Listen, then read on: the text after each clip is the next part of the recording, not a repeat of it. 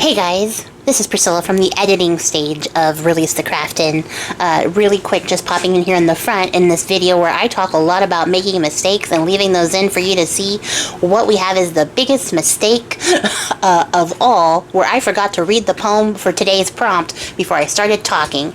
And you might even pick up on the moment in the video when I realize I haven't read the poem for today's video. So I'm jumping in here really quick to read you guys the poem, which is The Spirits of the Dead, which was published by Edgar Allan Poe in 1829. I'm not going to talk about it. We're going to talk about it next time. But for now, we're going to get into the poem. So here is Spirits of the Dead by Edgar Allan Poe. Thy soul shall find itself alone, mid dark thoughts of the grey tombstone, not one of all the crowd to pry into thine hour of secrecy. Be silent in that solitude, which is not loneliness, for then the spirits of the dead who stood in life before thee are again.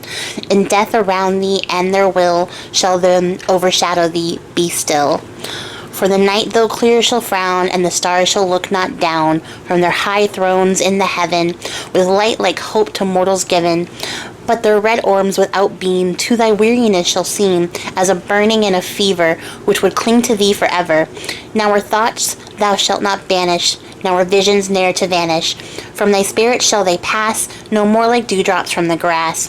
The breeze, the breath of God is still, and the mist upon a hill, shadowy, shadowy yet unbroken, is a symbol and a token how it hangs upon the trees, a mystery of mysteries. So that's the poem. Here's the rest of the video. Goodbye. Hey guys, welcome back to Release the Craftin. Priscilla here for another exciting rendition, another round, I suppose, of Poevember. I don't know how to start these videos anymore. That's how many I've made so far. We're on day 6, and the prompt for day 6 is Tombstone. And if you want details about Poevember, there's a playlist linked down below, and that is the announcement video where I explain everything. And then for the last 5 days, I explained everything. We're not doing that today. We're moving on. Check out the description box. All the information is there. Today, what am I making? That's a good question. A really good question. In fact, it's an excellent question. Can I tell you guys why it's an excellent question? Because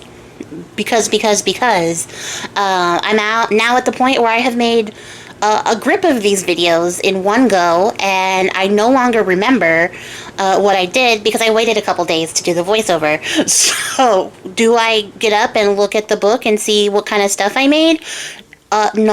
No, I'm gonna figure out together with you. We're gonna uncover what I did here together as a team and see if I can remember during the course of this what I made. And I'm gonna tell you guys right now, looking at what you guys are looking at on the screen, it's vague and cloudy, my memory of this moment at best. Oh, good on me for checking to make sure the page was the right measurement. That was smart and handy and clever, and for some reason I fucked up the little arrow cut there. I don't know how I did that, but it doesn't make a difference. It's not going to hurt anything. What did I make? This is a really great question. I feel like, because I can't remember, I've messed this up somehow.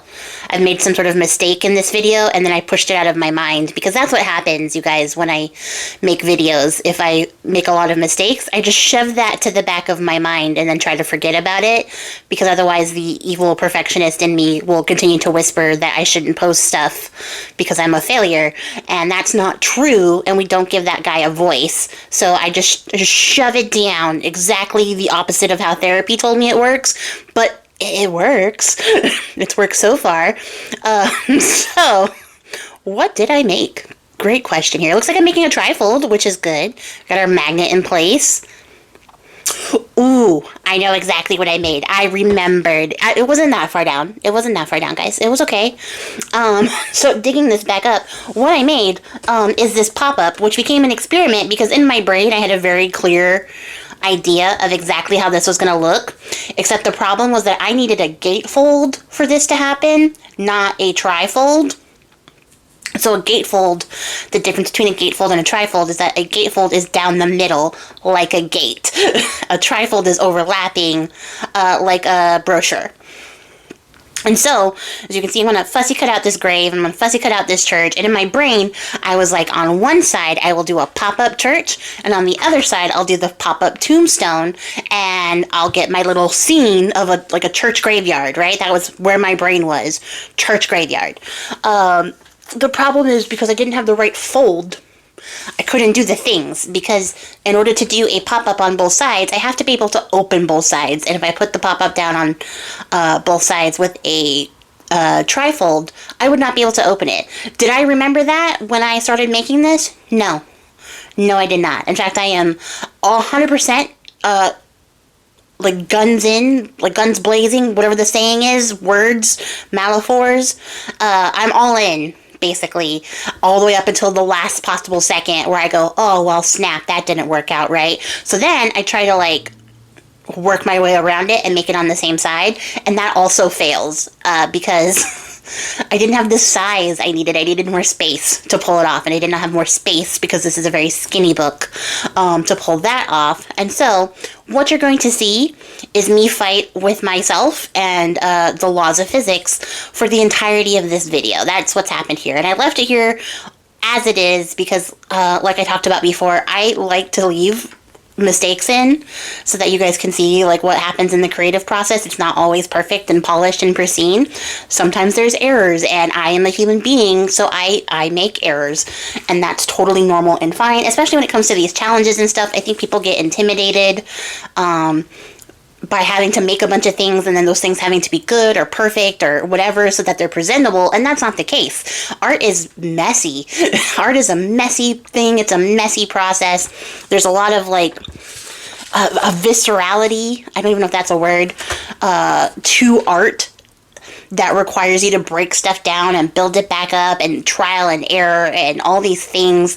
And I think with the way that like social media has conditioned our brains and capitalism, you know, a lot of us get into our heads where we think things have to be perfect in order to post them. And I think that's where we lose a lot of our like our connection to the human nature behind art and how messy the process can be. And I think more and more so now that AI is becoming so prevalent in our day-to-day culture and we're trying to navigate it, having these moments, these bits of vulnerabilities, these chinks in the armor where we can see that the creators that we're following or watching are human beings as well and prone to making mistakes, or, you know, just sort of being a little bit negligent because they become passive in the act of creation.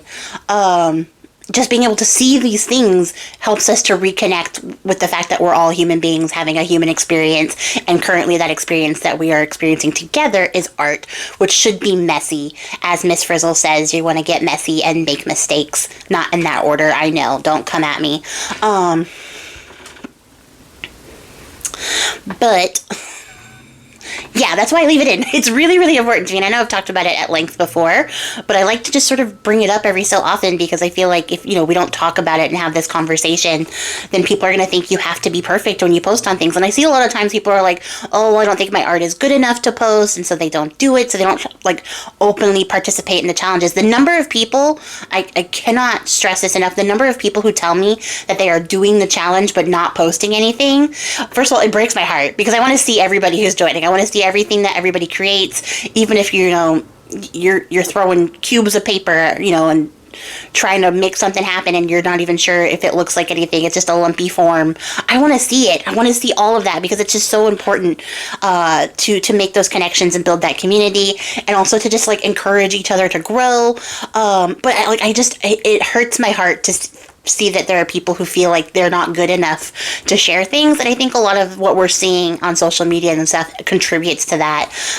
So I think that's like another reason why it's so important to me to leave all of my mistakes in as I am making them, because a lot of it just comes from moving too fast and not paying attention and things like that, which is totally normal, more so when you're like neurodivergent like I am. I have ADHD,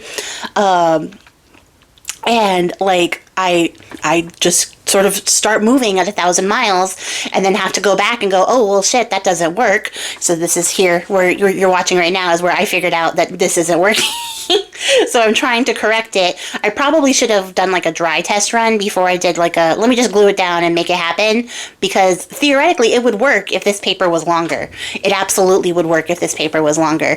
But it's not. And because it's not, I was catching the church on every open. So I was like, well, shit, let me see if I can cut down the gravestone and make that happen and things like that. So here I am like actively trying to troubleshoot to the best of my ability, when I should have just accepted that it wasn't going to happen the way that I wanted it to. There was no way to make it happen this way. So then I was like, there has to be a different way. So I tried to figure it out. And then I was like, you know what? I'm not going to punish myself by trying to make, like, you know, like beat a dead horse with a stick. That's also a saying, I believe. I'm going to try it again. And we're going to try with a smaller gravestone. So I'm using the 8x8 size gravestone and Tombstone. That's what this prompt is called. And we're just going to try it again. We're going to do another run of this, and I'm going to try a different kind of pop-up. What I forget about that pop-up is that I had it in the wrong position, so you will see me fight with that as well. Right idea, wrong position. So I had it a little too far ahead of where it needed to be in order to work. Don't worry, at the end, I make it work. I make it work by forcing things to work. Which is a great sign that things are going well. But it does work out in the end, and I do come up with a way to cover up all these paper tears I make, because I am nothing if not a professional at fixing my own mistakes. And I think that's part of, like, this process. The thing that I've learned the most in doing junk journaling is learning how to cover up mistakes and roll with mistakes that happen instead of just sort of tossing everything out. It has really worked to sort of deal with that inner perfectionist that I was talking about earlier. Because a lot of times when you're making stuff with paper art, you're using something that's a consumable resource. So, like, you know, you don't have a lot of sheets of paper. Like in the case of digitals, you can reprint a digital over and over and over again until you get it right, which is a perk of having a digital. But on the downside, I guess, not of digitals, but on the downside of paper crafting, is if you're using paper from, like, a paper pad, you get 2 sheets, maybe, if you're lucky, of a paper that you're trying to use, and if you fuck up the first one, then you only have 1 sheet left, provided you haven't already cut it up for something else. And so because of the finite nature of, like, paper crafting, yeah, you could go out and buy another pad of paper, but sometimes you can't. Sometimes those papers are, you know, out of stock or whatever, you don't have time, you don't have money, so, like, you gotta use what you have. So you have to get sort of adept at fixing your mistakes when you are a junk journaler, especially because a lot of the stuff you're using is finite, especially like the paper ephemera and things like that we're using. Some of those are like one-off pieces that, like, you know, you just happen to find at a bookstore or a thrift store, so, like, you gotta make it happen with what you got. So I will say that is my biggest takeaway from junk journaling, is learning how to make, like, the best out of my mistakes. And so in this case, because I tore the paper, I was like, you know what, we're gonna do a little motif to sort of bring in the themes of this poem, which are the spirits of the dead. And yeah, I just sort of cut some stuff out. We have, you know, stone protectors, mourners. We've got, like, death itself making an appearance. And, yeah, it's the thing. It's the thing. We did the thing to cover up the mistakes. And now it looks like everything was intentional, which is the goal. We have a little collage. We've got our sentiment. We've got everything all together. Our pop-up is now pop-upping. And that's it. That's the whole shebang, you guys. That's everything we made. And, yeah, that's going to be it. I'm going to get off my high horse here and my little soapbox and let you guys go. And then come back tomorrow and see what we made for day 7 of Poevember, hashtag Poevember25. Make sure you check out what everybody else is making. I appreciate your faces, guys, and I'll catch you all in the next one. Happy crafting. Goodbye.